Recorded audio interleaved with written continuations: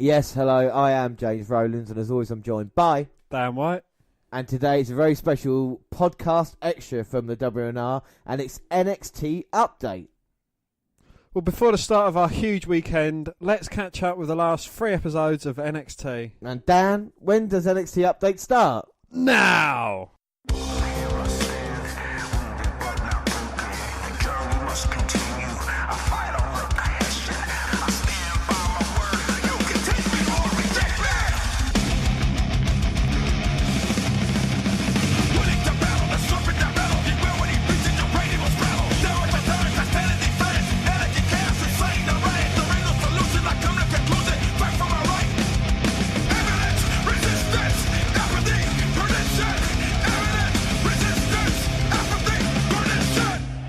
So it's episode 474, it's the 24th of October 2018.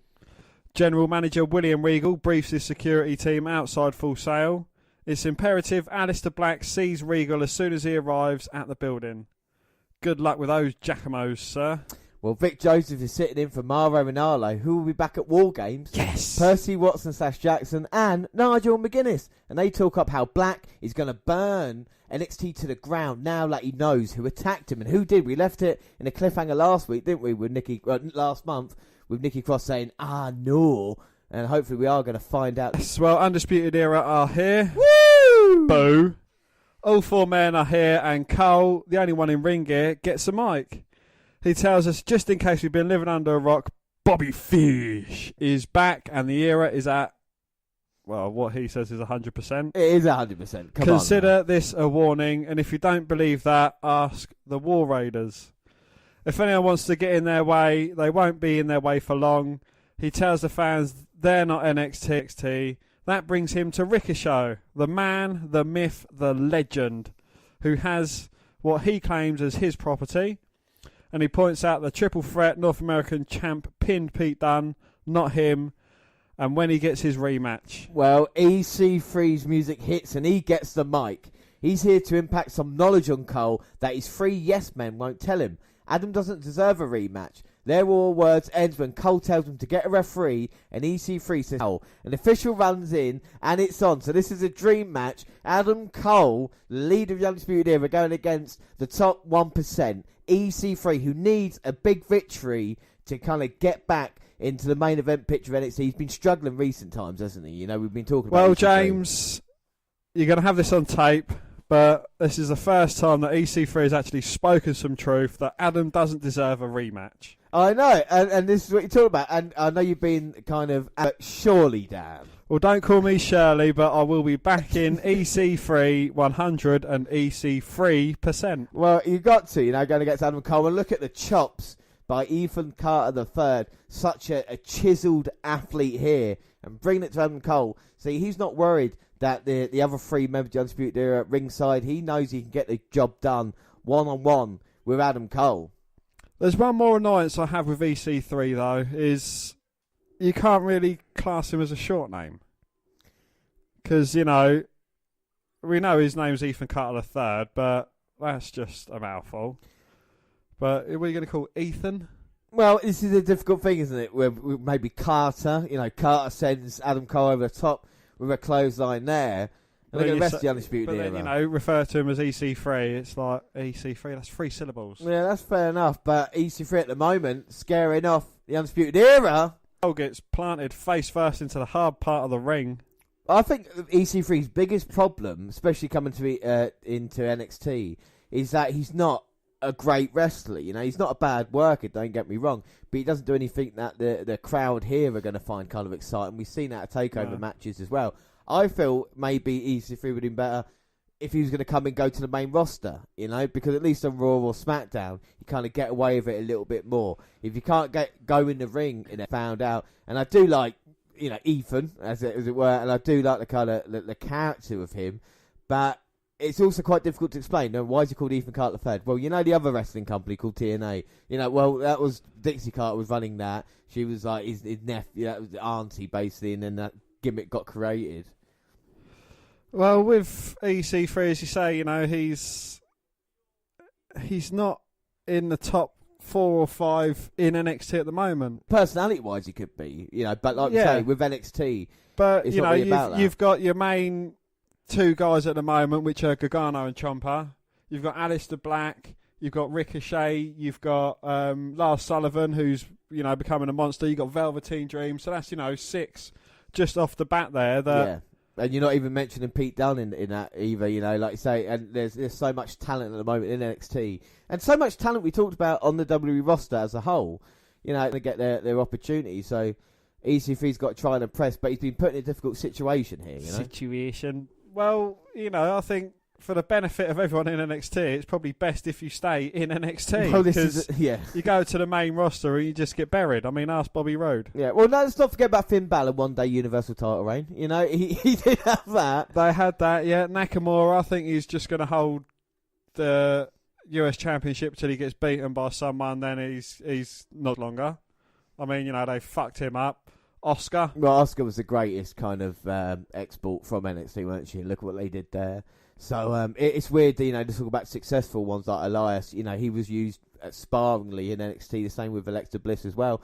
And they moved up to the main roster and had the success. So maybe NXT does kind of tar you in that way, as Ethan Carter first kind of been beaten down upon these past couple of minutes by Adam Cole. Cole's more smothering than he is putting in some serious offense. And I think Undisputed Era there at ringside. And now EC3 trying to get a bit of momentum versus Adam Cole in the corner. Goes for the Stinger Splash, but Adam Cole moves. And now hits that kind of net breaker. Goes for the cover, but EC3 kicks out. Do you still think this is Vince's ego playing into things? I mean, he's like, I didn't create you, so I don't really care about you. Hence why, 4 men in the main event was kind of like WWE through and through, so to speak. I know they've had minor careers elsewhere, but I don't know if it's ego, but I think Vince McMahon still sees WWE superstars as a certain look and a certain height still. You got to remember, Ciampa's the NXT champion, but what is he, 6 foot? He was in the Cruiserweight Classic tournament. So in the main roster, he's regarded as kind of cruiserweight. And you've seen here, Adam Cole's quite a small guy as well. The only exception to that rule, probably Drew McIntyre. Look how big he was. And then he kind of moved up and he's kind of made that transition to a kind of main eventer now. But even like someone like CN's still quite small. And I worry about Alister Black. It's such a cool gimmick. But when he goes up there, again, would it just be a kind of waste of time, what they do? But let's not talk about anybody else. Let's talk about EC3 at the moment. Oh, do we have to? He's separated from Adam Cole, baby. And now he's going to make a comeback. Huge right hand, stopping Cole in his tracks. And a nice combination there. Irish whip Adam Cole. Back elbow, running the ropes, building some momentum. Another elbow from EC3. Splash in the corner. Oh my God, a beautiful German suplex. I mean, let's not forget EC3 in TNA beat Kurt Angle, he's beaten Sting. He's beaten a lot of top guys there.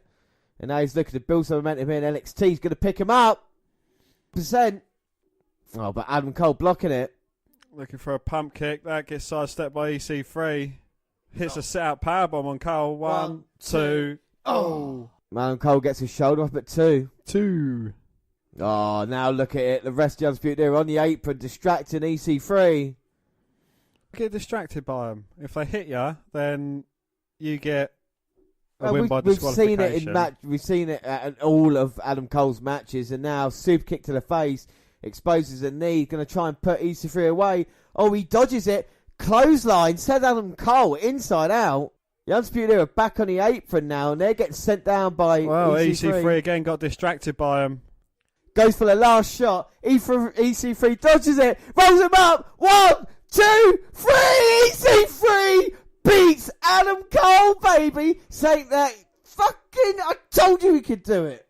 Well, James, I would say that you're cheering like you've just won a pay-per-view point, but you haven't won one of them in so long. I've forgotten what it sounds like. So you get excited over this. Oh, and Adam Cole, Chief and Carter LaFleur. EC3 won the match fair and square, and now just getting beat down by these 4. Well, no worry. EC3's friends will come out and help him.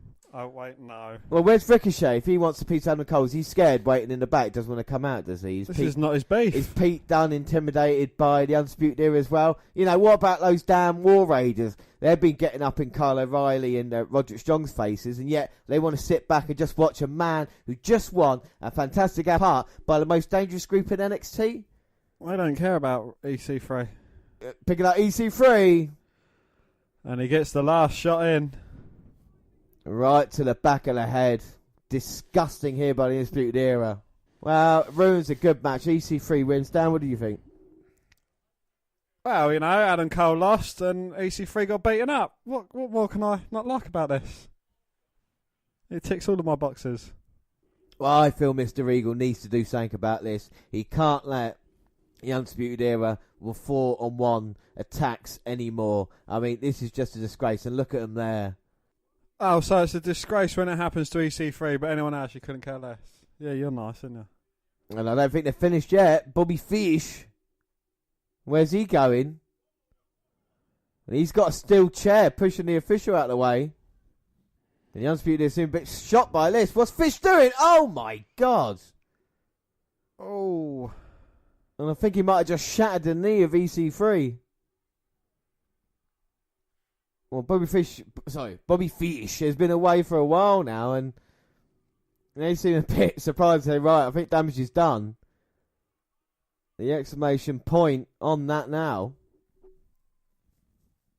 And they look at him scurrying away, and EC3 is seriously hurt. We're going to need trainers, referees, EMTs down to check on him. And I suppose Bobby Fish knows what it's like to have an injured leg. Well, a quick Mia Yim hype video preps us for her first NXT appearance as a contracted talent next, after an announcement about the War Games theme song, Voices. And Nikki Cross is running up to the security guards, laughing maniacally and telling them, he's coming. He's coming. Well, up next we get Mia Yim, and she defeats Aaliyah via pinfall following Soul Food. Yeah, or Numph, as I like her to be known.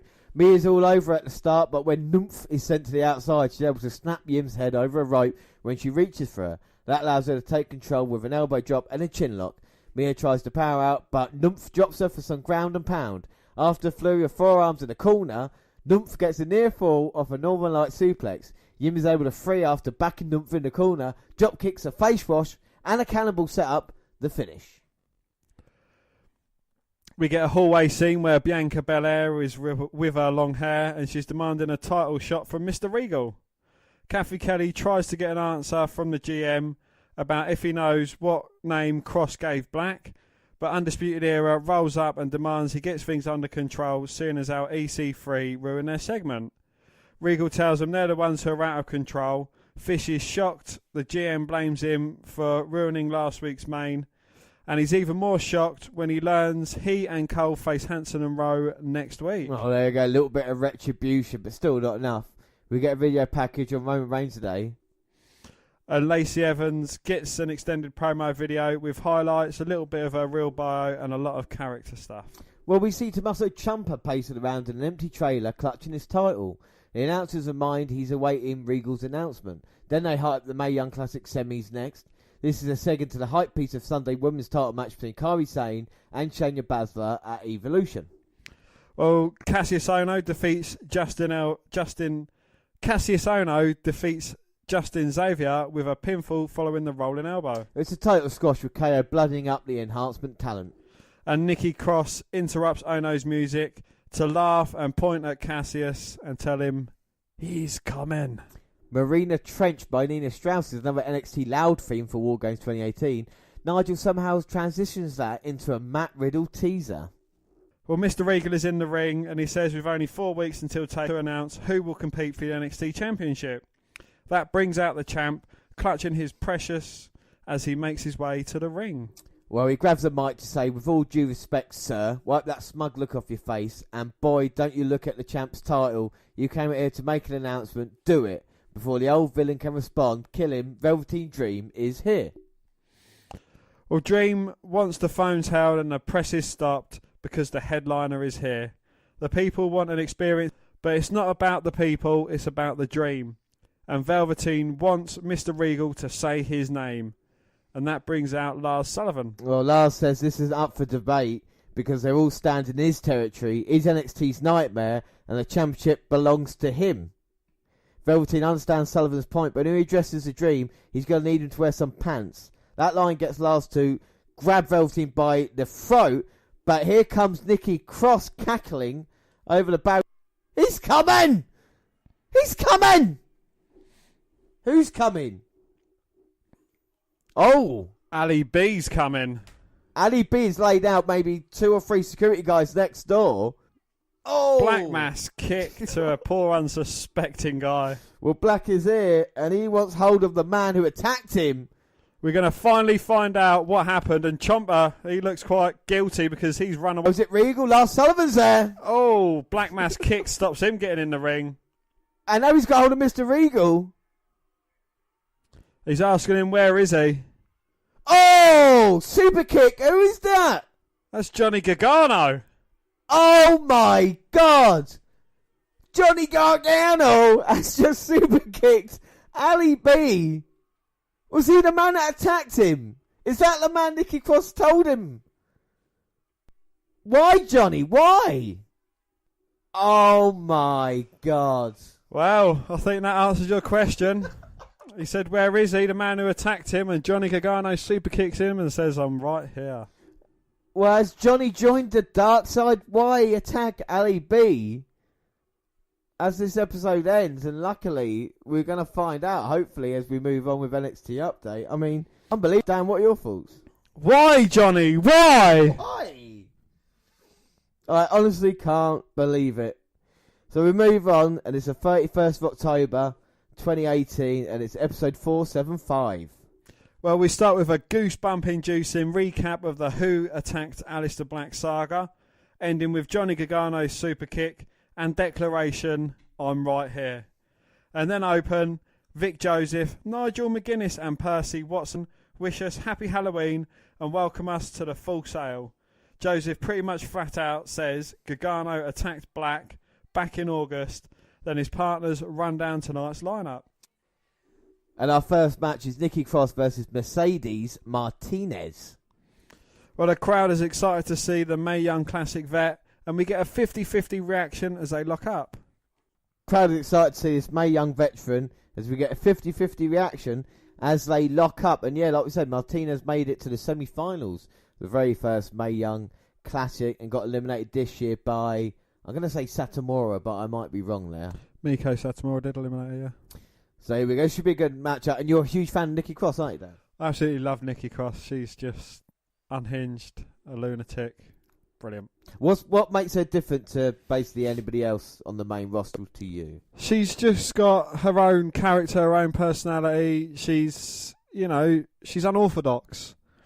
She reminds me of a female Dean Ambrose, like a lunatic fringe. Yeah, I think she plays the character well. You know, we plays it brilliantly. Yeah, we've spoken about that. You know, and sometimes it can be quite difficult with that crazy character to kind of keep it up or not seem a bit more saney about it. Do you know what I mean? And I think she brings a little bit of comedy into it, but not too much. She's still serious. You think that she is a little bit, and I think it's the way that she acts. You know, and even in losing and that, she got submitted once and she didn't tap out. She just passed out with a smile on her face. How a champion should pass out as well. Do you know what I mean? How someone like that comes across, you know, and we've seen her in Wars in NXT, and I think she definitely deserves to have a chance on the main roster. You know? Well, you know, I think ever since she made her debut with Sanity, she's been the character that stands out to us. And now Nikki Cross grabbing the arm of Martinez. So Martinez looks like she's got a place in NXT, well deserved. I think it is. You know, we talked about her performance, the first Mae Young Classic, very, very impressive, losing to Shayna Baszler, who she kind of trained, didn't she? You know, on her way up in the wrestling world. So that might be a good match, maybe down the road. Like again, student versus teacher, and I think she gave enough. I think there's a lot of women who I think deserve a chance from the Mae Young Classic on NXT, and the amount they move up on the roster what as well. Piper Niven? I think Piper Niven's the perfect choice. But, like, the people that move up the main roster, there's always going to be space in NXT. The problem with Piper Niven, though, she signed on with World of Sport. And when we have our UK special, that was delayed. We'll talk about her on that as well, because she's very, very impressive. You know, there's a lot of women out there, not just in WWE or NXT, but around the world at the moment, who are performing week in, week out. One of those, Tony Storm, who finally, you know, have become a part of the WWE now. She's part of the NXT UK scene. Well done, you've won the Mae Young Classic, you're now part of the WWE UK scene. Well, I mean, you know, they need to build up the UK scene, didn't they? we're going to have a watch of first a couple of NXT UK episodes, like I say, on that British special, and we'll see if they're kind of getting it right and what they need to improve as well. We know how good NXT is, at the moment, and if they're going to build the brand elsewhere, then that same kind of action, It's like Pete Dunne. Will Pete Dunne be on an NXT UK scene, or will he be in NXT? He definitely deserves to be in NXT. He definitely deserves to be in WWE. And I think the same here with Nikki Cross. It's all about getting your chance, and Martinez is taking it at the moment. She's kind of gone past Nikki Cross's madness, kind of out-wrestling her at the moment, beating her down. And now Taunton in the corner, looking to put Nikki away. Oh, Cross is fighting back. Lovely forearms by Nikki, and then finally takes down Martinez. Just running through Mercedes with a couple of clotheslines. Cross is psyching herself up. She's snapping herself, she runs into the corner. Big splash followed by a running bulldog. I don't think Martinez is going against anybody quite like Nikki Cross. She might herself open on that bulldog, she don't care. Off the top. A Nikki Cross body. Two. Oh. No, Martinez managing to kick out. Ah. And now the referee put on gloves. Yes, she did. I don't know if that's a cheek or a nose, but I think Nikki kind of likes it. A little bit of trouble. Is Nikki Cross looking for the purge? Oh, Martinez dropping to one knee though, trying to alleviate all the pressure down lower. Oh, spine buster on Cross. Very impressive. It gets some separation now. And these two women at war, and of course, a victory. They have to look towards Shayna Baszler, the NXT Women's Champion, beating Kairi Sane at Evolution. So managing to get up before Martinez. Oh, but getting caught in a back suplex from Mercedes. Well, brilliantly done. And now she's maybe looking to put Nikki Cross away. And this might be a kind of mini upset if she gets the job done. Second time for a gut-wrench back suplex. Well, Nikki lands right on her neck, and Martinez looking for a third time. German now. And a release, folds her up. And Martinez bring it tonight. Oh, come on, Cross just gets run over with a big boot. She just stood there and took it as well. And then Martinez going to go maybe fisherwoman suplex. Cross managing to fight out though. Oh, and turns it round, and a nice net breaker there. Slapping herself, psyching herself back up. And she's probably talking a bit of trash towards Martinez at the moment. Jawbreaker. DDT, lovely snap DDT there. And now Nikki look for the purge. Hits it. Goes for the cover. 1, 2, 3. And Nikki Cross wins, and it's always a pleasure to watch one of her matches down, isn't it? It is. She's such a character. Well, she's so different. It gets the victory. Do you know she reminds me a little bit wrestling way, kind of like that Mankind type of kind of put yourself through the punishment. You feel like she might enjoy it a little bit, and she's definitely enjoying the victory. And Nikki acts unhinged after having her arm raised, then gets in Martinez's face. When Mercedes gets on all fours and stares back, Cross breaks into a smile and says, "That was fun!" Martinez smiles and backs out. Then here comes Candice LeRae, dressed in all black with black lipstick. She wants answers, but Nikki laughs in her face and backs up the ramp, and Mrs. Gargano says, "This is our lives. It's not funny." Ooh, there's a lot of things going on there with Nikki Cross. Well, Cross is stopped in her tracks on the stage, and Alister Black is here. The Twisted Sister backs up and makes her way for Black to head to the ring. And initially, fucking hell. The Twisted Sister makes way for Black to head to the ring. And initially backing up herself, Candy steps right to him. Alistair wants to know where Johnny is, but LeRae says he's not here. Black says, "Your husband is gone," and then leaves her in the ring. Ooh, so she is not answering any question from Alistair Black. Well, Nigel narrates a recap of the Mighty versus Street Profits rivalry and how Montez Ford's knee injury cost the Evolve Tag Champs the last. Well, the Street Profits defeat the Mighty by pinfall after a frog splash, which was Ford on Thorne. Well, the Profits enter with their usual flair. Woo! But seem more serious. Shane Thorne and Nick Miller have the cup and the Chains are mocking Ford and Angelo Dawkins. The Aussie tried to avoid an angry Dawkins at the bell, but he manages to take them both down. Miller gets a momentary advantage, but Angelo gets to the corner for a tag, and Montez clears house with aerial manoeuvres. Huge dive onto both Aussies on the outside, but when he springboards back in, it's right into a Nick Miller spinebuster, and time for Face in Peril. Ford fights out when Thorne taunts a little too much, but a modified Falcon Arrow shuts that right down. Montez eventually makes a tag while taking a double team backdrop, and Angelo runs in roughshot. He almost ends it with a right hand to Thorne, but Miller breaks it up. Things break down and Montez ends up taking an assisted super delivered by Shane from Nick's shoulders. But Dawkins breaks up the tag. Another chaotic series ends with Miller and Angelo on the outside, clearing the ring for the finish. Well, Angelo recovers the cup and the Profits celebrate in the crowd. General Manager William Regal is interviewed by Kathy Kelly and announces a pair of takeover matches. Tommaso Ciampa will defend against Velveteen Dream, and here's Alister Black. Mr. Regal tells him what Candice told him, that Johnny isn't here, but Alister will get a one-on-one shot on November the 17th.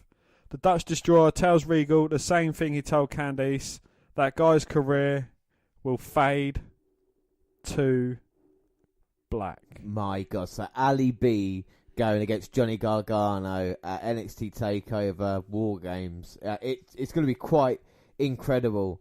But after Matt Riddle hype running down the War Games card, when we go to a commotion out back, Lars Sullivan is tearing things up, angry he didn't get the NXT title shot. But since he won't get to face Ciampa, he'd take it out on Velveteen Dream before he gets to Takeover. And up next, Dan, there's lots of wrestlers that you hate. We might have a new one here. We see Luke Menzies in the ring, and we're just about to see Matt Riddle make his NXT debut. Bro me. There's so many of them that you hate now, Dan.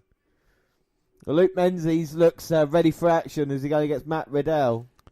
Or Riddle, I mean, it's how we pronounce it, really. A former UFC fighter. Do you know why he got fired from UFC, Dan? Because he's a cunt. No, he was tested for marijuana in his system. So they had to fire him over that. But the King of Bros is here, and you can't teach that. Matt Riddle's the baddest guy in the room, Dan. How you do? Bro. Here he comes. Look at that. He just looks like a tool. Let it all out. Let your anger and hatred out on Matt Riddle. I'm going to let it out bit by bit, because Right. I know this isn't going to be the last we see of this fucking helmet. Well, long hair, got the hat on, bumping all the people in the crowd. Got the flip flops. Of course, he wrestles barefoot. And there you go. See, flipping off his flip flops. That was cool, wasn't it? And a nice pose as well. Not as good as Ricochet's. Well, I'm gonna see how Matt Riddle does in this one. You see from the body, guy's in good shape. And just Karen there, referee. That's nice there. For the bro chance. He's an attractive man, isn't he? He's ready for it. Oh, Riddle now. Grabbing Menzies. And Menzies there, managing to stop him. Come on, Menzies. Riddle wants to... Come on, local competitor Luke. to test your strength. Riddle won't back up. I mean, if I'm facing Matt, I'm going to stomp on the feet. I'm sorry, but that is probably the best strategy to do at the moment. Head to head. Look at the intensity. And return. Lands on his feet, though. Oh, my God. Turns it into the arm breaker. Or the arm bar. Oh, but nearly got caught with a pinfall from Menzies. And that's how tough the bro is. A nice handshake, bit of respect. Well, Menzies doesn't release the handshake, goes straight for a headlock. And that's why you don't shake hands in the middle of a match. Well, big shoulder block taking Riddle down, but he's back to his feet. Leapfrog now. What a huge kick right to the chest. And backing him up. You can hear the slap on the chest. Riddle running in. Forearm strike. Well, misses the second one. Oh, Menzies catches him. Oh, lovely overhead toss there by Menzies. Oh, my God. What an upset it would be. But luckily, Riddle kicks out. Ah.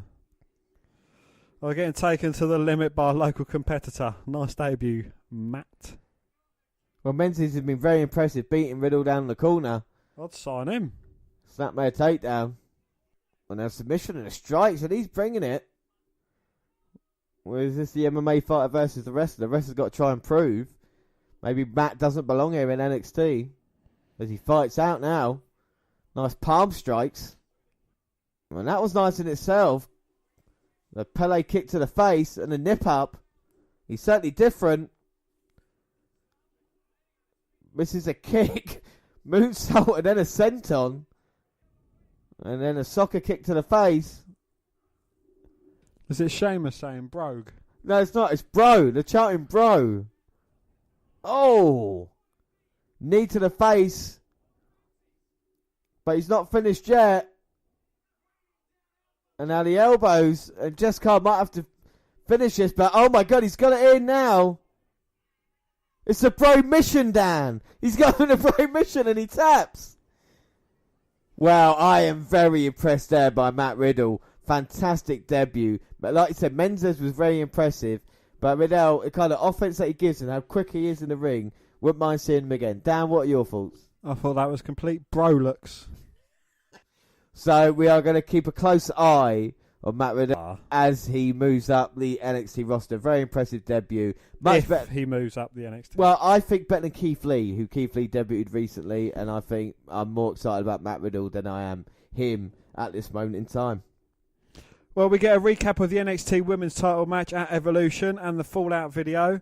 A wounded Kairi Sane interrupting the Three Horsewomen's post-match interview with Kathy Kelly looking for payback.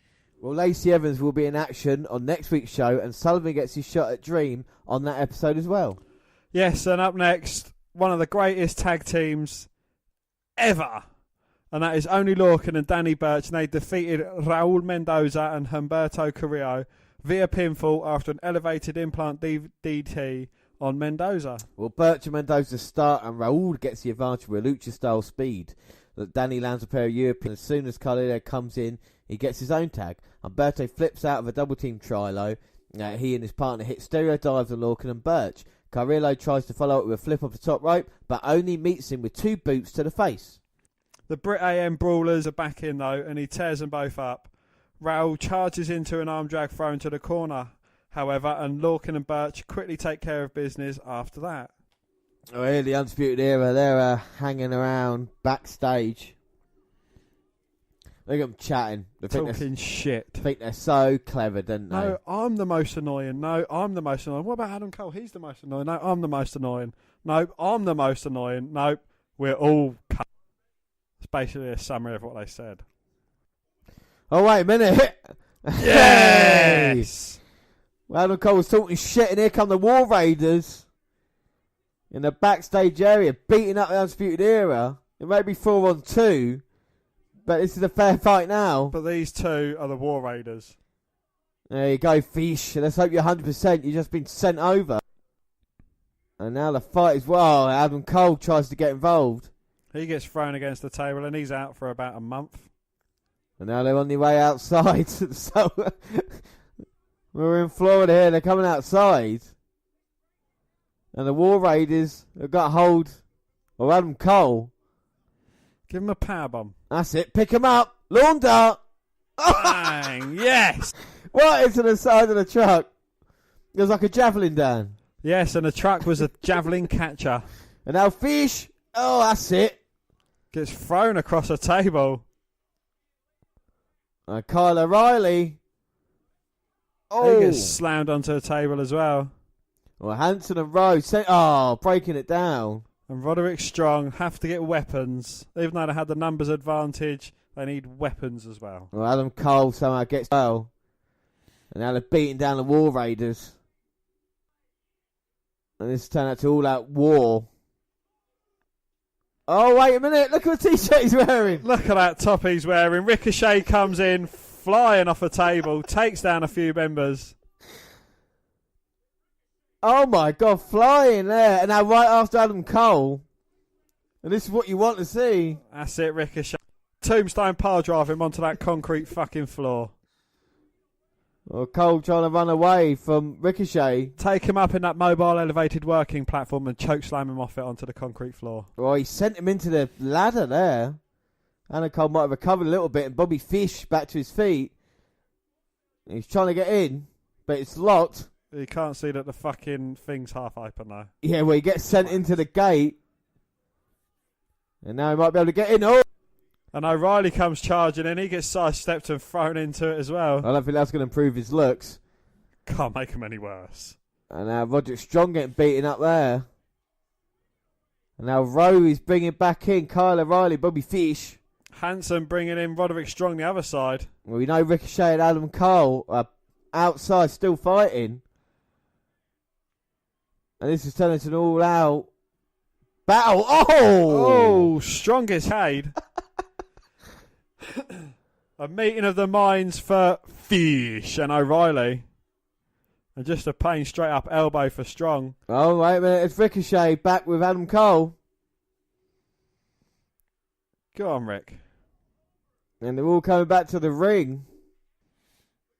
And Roderick Strong don't know where he is.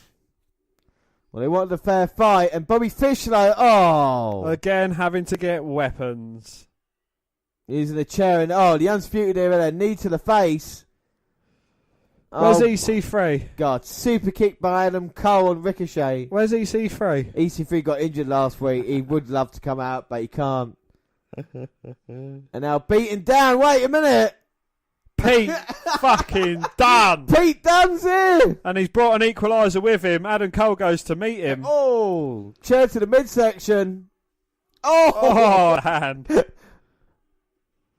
Oh my God, now takes that Kyle O'Reilly with a chair. Oh, and a shot to the back for him for good measure. You see, look, EC3 gets beaten down to their raid, and then Pete Dunne joins the party later on. Oh, they just took out Roderick Strong, sent him out. And it is Mr. Regal.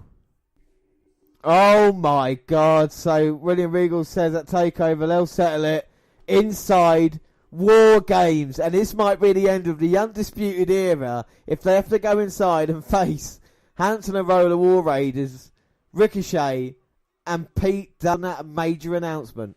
Major announcement. Well, you know, providing these four guys stick together, and I'm on about the ones that aren't Undeserving Era, I think that the Undisputed Era will be no more. Well, they're in serious trouble. It's going to be 4-on-4 at War Games for the first time ever in NXT. And we can't wait to see the action. On to our last episode before NXT Takeover. Of course, don't forget, well, the faces are pumped and the heels are incredulous as we end the show. But we move on to episode 476, which was the 7th of November 2018. Well, no fuss, as right after the Open, Vic Joseph, Nigel McGuinness and Percy Watson are talking about the guys entering Full Sail for the first match. Where it's Heavy Machinery defeating the Forgotten Sons via pinfall, pop-up power slam from Otis Dozovich to Wesley Blake. Hasn't he done well, Wesley Blake? He has, hasn't he? Not as good as my man Buddy Murphy, but still. Anyway, Tucker Knight starts and gets in some early offence, but ends up stuck in the corner of Wesley Blake and Steve Cutler. He gets some separation and flattens the Suns with a crossbody and gets the tag. Comes in hot, finishing a sequence with a caterpillar, but a rollout saves Blake. He and Cutler snap his arm over the top rope when he reaches for them, and they set to work on the damaged body part. Blake catches him in a triangle and it looks like he might pass out, but Otis lifts him up for the slam. He's still not able to get to the corner, but Cutler tags him with a DDT which sends him right into the tag. Knight cleans house and gets a near fall on a cannonball senton from the top. A blind tag sets Tucker up for the elbow backbreaker combo, but Knight kicks out. A follow-up superplex Frog splash. Looks like it might end things, but Dozer breaks up the pin. Things break down and Dozovich and Blake go over the top rope. Things break down with Knight taking out Cutler and Jackson Riker by shoving Steve off the top and leaving Dozer alone to finish Blake. Well, we get a recap of Candice LeRae confronting Nikki Cross and Alister Black confronting Mick from last week. Jeremy Borash is one of the voices who catches up with LeRae as she entered the Performance Centre earlier today. She didn't come here to be exploited and would like to keep everything between her and Johnny private. Candice has questions too, though. Questions for Cross. She plans to ask General Manager William Regal for a match against Nikki. Well, she's just a fucking idiot then, isn't she? But we get hype for this week's main event and Johnny Gargano's segment follows. The Nita Strauss's War Game theme gets a spot. Takeover's NXT title match is hyped. And we're reminded Mauro Ranallo will be back in Los Angeles. Boom. Well, Kathy Kelly asked Shayna Baszler, who's hanging with Jessamine Duke and Marina Shafir, about Kairi Sane's rematch. The women's champ starts to answer, saying everyone needs to get through their heads. Kairi is beneath her. Regan interrupts to tell her Sane has cashed in a rematch clause, and he's decided to make it best 2 out of 3 falls at War Games. And what a match that will be! Wow, yeah, you know, they've certainly got a lot of history going back for a year now, and you know, maybe this should finish it up. Yeah, exactly, yeah. Well, we get Dakota Kai defeating Tainara Conti via pinfall following the chiropractor. Well, the Brazilian Jiu-Jitsu black belt comes out and quickly takes control, but Kai catches a kick from behind her back to get in an offense. Conti responds to the captain of Team Kick with a kick of her own, hitting Kai in the forearm where she tries to go up and over. Lots of kicks and judo throws from Tanara, but Dakota won't stay down, even after a stiff-sounding one to the head. Kai powers up from an arm hold, but can't get momentum until she dodges a charge that sees Conti go headfirst into the corner. The Kiwi takes over from there, getting through a finishing sequence while selling her arm. Well, Kelly interviews Mia Yim, who says her time since signing has been like living a dream. Bianca Belair walks through and wants to know why Kathy is talking to her when she should be talking to her. She's been here for years and is still pauses, loudly chews gum. D pauses, loudly chews gum. Fee pauses, loudly chews gum. Ted, and still hasn't received her title shot. Mia doesn't know what her problem is, but she may be undefeated, but she hasn't beaten the HBIC, the head baddie in charge. Belair doesn't seem impressed as she walks off. Well, Matt Riddle's debut, and we see the video of Cassius Ohno welcoming Mr. Regal's shiny new toys, Riddle and Keith Lee to NXT. Well, a great video package for War Games 4-on-4, recapping the history of Undisputed Era and their issues with their opponents, War Raiders, Ricochet and Pete Dunne. A graphic for Johnny Gargano versus Alister Black sinks into the selfie promo Johnny sent in when he says he'll answer everything. He's walking around Full Sail's campus and shows us that Black was found laid out. At the end of the path was Tommaso Ciampa, so Black was only in the way. Collateral damage. He thought Alistair would understand that, walking around hitting everyone with a black mass. Alistair says no man is ever truly good or evil. He feels sorry for Black because he knows he's the good guy. He's the hero of the story. He's just learned that around here sometimes you have to fight a little dirty. He understands Alistair probably wants to kick his face off now, and maybe he deserves that, but he's not afraid. Black lives in the dark and Johnny's getting used to it. In fact, he kinda likes it. He closes by showing the spot in the paint where he left Alistair laying and vows to do the same at TakeOver. Well, next week, Belair versus Yim will happen. Joseph kicks it to the back where Mr. Regal announces another match for the Go Home, a singles match between guys from the War Games match, with the winner getting the advantage in that. And up next, it is the main event, and it's Lars Velveteen Dream. Well, Dream enters first, and a little wary, but still taunts Lars before the bell. So Lars Sullivan is here, and Velveteen Dream is the man getting a title shot. But Lars can make it here tonight. And the Dream is all rolled up. Oh, and Dream throws his robe at him to get an advantage in the early going. And now starts with the right hand. But Lars just powers out and throws Dream into the opposite corner. Rams his shoulder into the midsection of Dream. It's not a great idea for Velveteen Dream. Only a couple of weeks away from the life. Oh my God! And we've seen the power of Lars throwing the Dream across. I mean, Lars Sullivan's been dominant in NXT. There's only one man I can think of that's put him in his place.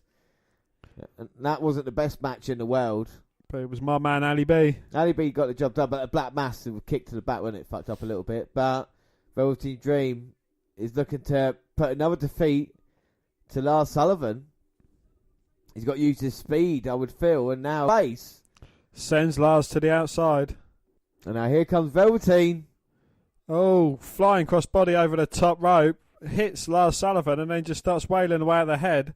Sullivan still, though, fighting out and up to his feet just as quickly as the Dream was.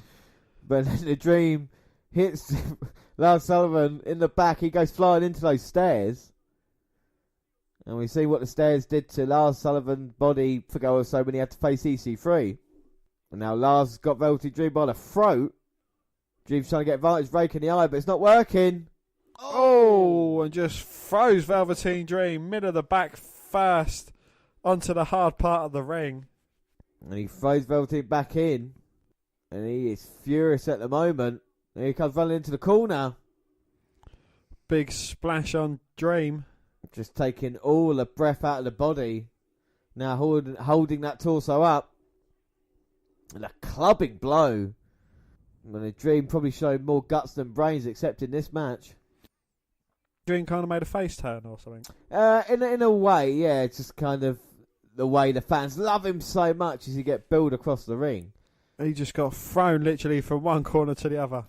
It was kind of after Takeover, yeah, just the fans being behind him. It all started really with the feud with Ali B, didn't it? You know. And, well, because he's garnered Alister Black's respect, everyone else feels they have to respect him as well. Well, eventually he got the big victory at Takeover. He finally won against EC3, didn't he, at a last Takeover event, and getting the job done. And now, you know, NXT kind of want to go with him and see if he can have opportunity against Ciampa.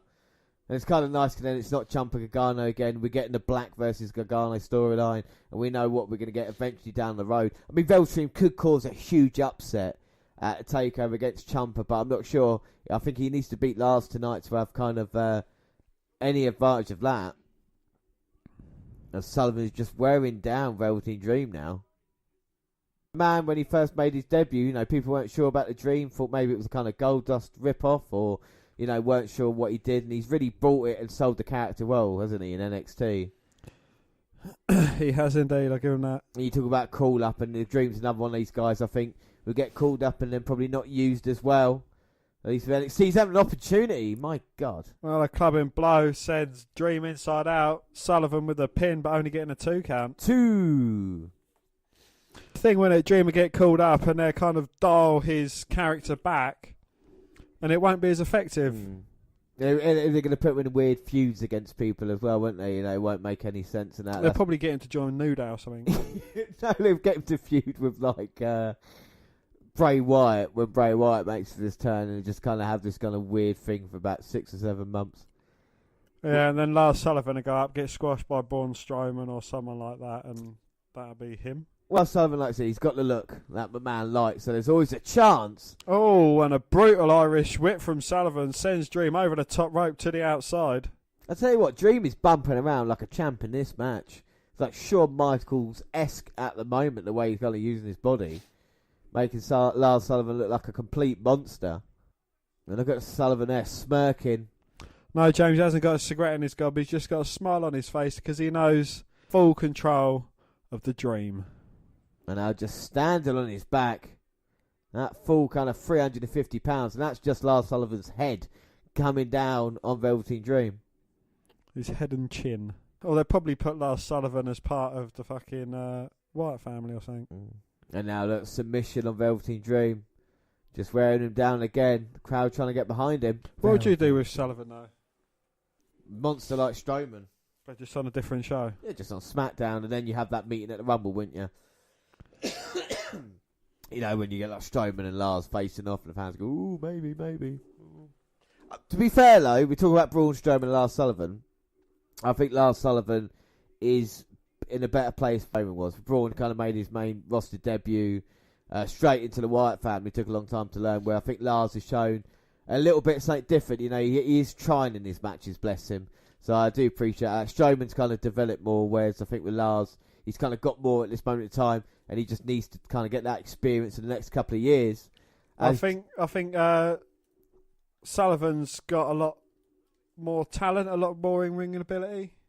Yeah, I completely agree with you, Yeah, I completely agree with you. I think Lars Sullivan has definitely got a lot more talent than Braun Strowman has, just to kind of way sells. I mean, let's say one more fuck. There was only one fuck up against Braun Strowman, wasn't there?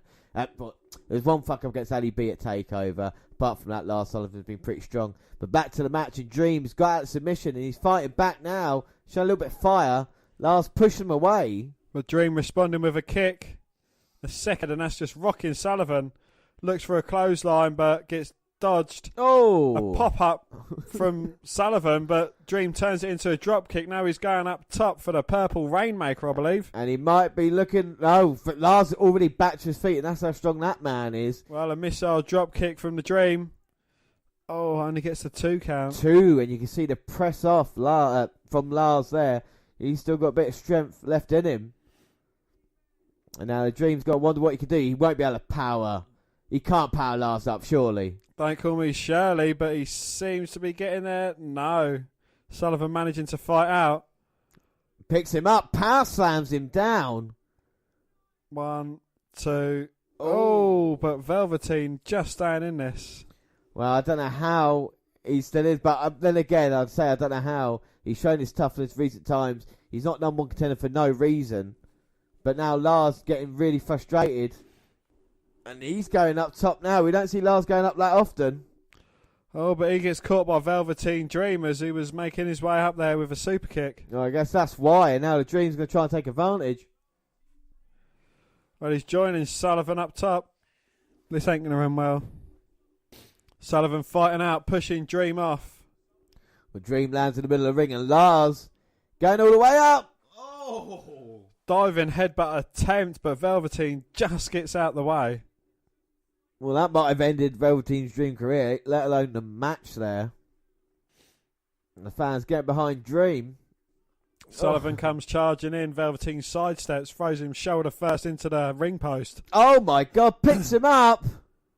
The rolling Death Valley driver. Now he's going to go up for the purple Rainmaker.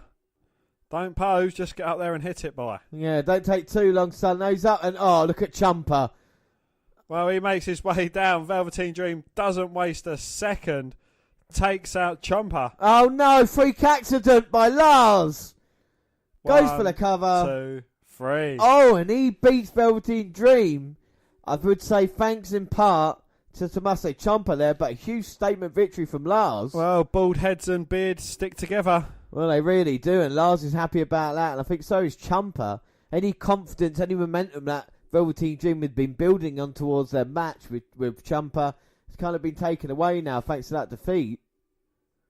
I don't think Velveteen Dream's sure what happened just yet. Ciampa's happy as long as he's got his precious with him. Ciampa's a dangerous man. You can see him there with his eyes on Lars Sullivan. Velveteen Dream came so close. Dan, what are your thoughts on that match? I thought it was quite an entertaining match. It's kind of saved both guys as well, in part. You know, Dream getting distracted by Ciampa, taking it out, and then getting caught by Lars Sullivan. So, yeah, you know, it was a good bit of back and forth. And I think Dream's stock's only rising in NXT. Yeah, well, I mean, this is unbelievable stuff. I don't know if Ciampa is finished with the Dream just yet, as Sullivan's getting out there and Dream's barely recovered in the ring. And he seems to be happy about this as well. And Ciampa just attacking Dream from behind. He's saying, you're not in my league. He's the champ. Oh! He's beating down Dream. But Dream responded with a right hand. I think that just infuriated Ciampa even more. The fans chant Velveteen, but Ciampa beating him down. Now he's got the belt. And what is Ciampa going to do now? Just 2 weeks before their matchup. Well, Dream getting out of it, delivering a super kick to Ciampa. Oh! And plants him onto the title. And a beautiful DDT, and the Dream somehow responds. And the fans love it. Can Velveteen get the job done? He's going up. Oh. And the referee's saying, don't you do it. Oh, and even more officials. Protecting Ciampa. Do it anyway. Oh, and the Dream gets talked off the top. He'll have to say it for Takeover. It's Ciampa's down. And let them fight chant coming from the crowd. Oh, and the Dream's not stopped yet. Go on, Velveteen. Here he comes. Bang! Purple Rainmaker off the top. And your new NXT champion, possibly Velveteen Dream. Well, not yet. We'll find out. Takeover, but Ciampa's down at the moment, and I'm sure Velveteen Dream could have pinned him for free if he wanted to. Is that a sight you'd like to see? Well, at the moment it is, and it's a very welcome sight for Dream as he looks down at the gold. What could be his and what could happen at NXT Takeover? Dream has the last laugh here tonight. Wow, and that is it, Dan. So what have you thought of the last 3 episodes of NXT? They've been very entertaining. It's kind of culminating the Ali B story, and it's going to give us a definitive end in a couple of weeks' time at Takeover War Games, which I am looking forward to with every NXT event.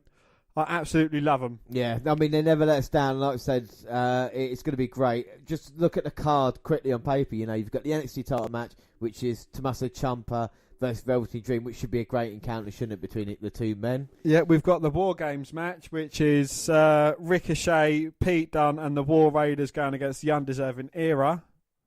Which should be great as well. We saw War Games last year. We got the NXT Women's title match, which is called Kairi Sane versus Shayna Baszler. That's 2 out of 3 falls. What an encounter that should be. And, of course, you've got the grudge match, Ali B versus Johnny Gargano. You know, and that should be brilliant. And I'm sure on the next episode of NXT, they will make, I think it probably Cassius Ohno versus probably Matt Riddle or something like that. But don't worry, we will bring you the last episode of NXT before Takeover on our live show for NXT Takeover, which starts at 10 p.m. But before that, on Friday, it's finally time for the deadly game. It's Survivor Series 1998. It's one of your favourite pay-per-views, isn't it, James? It is one of my favourite pay-per-views ever. We'll bring it to you on Friday night. And then on Saturday, we've got the NXT Takeover show live. But that's not all, is it, Dan? No, because don't forget, Sunday at 10 p.m, it's our WWE Survivor Series kickoff. And we will be live. We'll have a few games. We're going to brew some things, change a few things up. We might not. Yeah, I mean, you know, we always do our best for our live shows. So like I said, we've got 2 live shows coming this weekend, plus Survivor Series 98, which is one of our most asked for shows, and we're finally going to bring it to you as well. So what a great weekend that will be. But that is it for now. That is NXT update. Just a quick one to keep us up to date before NXT Takeover. So that is it. Don't forget you can follow us on Twitter at WWE. Don't forget you can follow us on Twitter at WWE Network Review or at Vince McDan WWE. I'm at J_Rowlands. We're across all the Google platforms. WWE Network Review on Google Plus. Send us an email as open our podcast at gmail.com. We're on Facebook. Yes, Facebook. You can come and find our page and give us a like with a WWE Network Review podcast. Or you can come and find me and add me as a friend. I am Vince McDan. Subscribe to our YouTube channel, WWE Network Review Podcast. Got clips coming up on there, and the podcast go at the same time on YouTube. We do other places like SoundCloud. On your phone. We're also on a couple of new places, Dan. Yes, we're still in the process of setting up our Instagram account as well. We're just going to be uploading our episodes there. We're going to be putting up pictures from our live events that we've been to. And you can follow us there on WNR_podcast. Listen to us on Spreaker Radio, where we've got our live shows coming November 17th and November 18th. Like I said, NXT Takeover and, of course, Survivor Series. And Stitcher Radio and iTunes, where you can download, subscribe, rate, and review there. But that is it. Like I say, we start off all the festivities. So that is it. A couple of days' time, we're going to bring you Survivor Series 1998. But until then, I have been James Rowlands, and as always, I was joined by Dan White. Thanks for listening, everybody, and bye. Bye.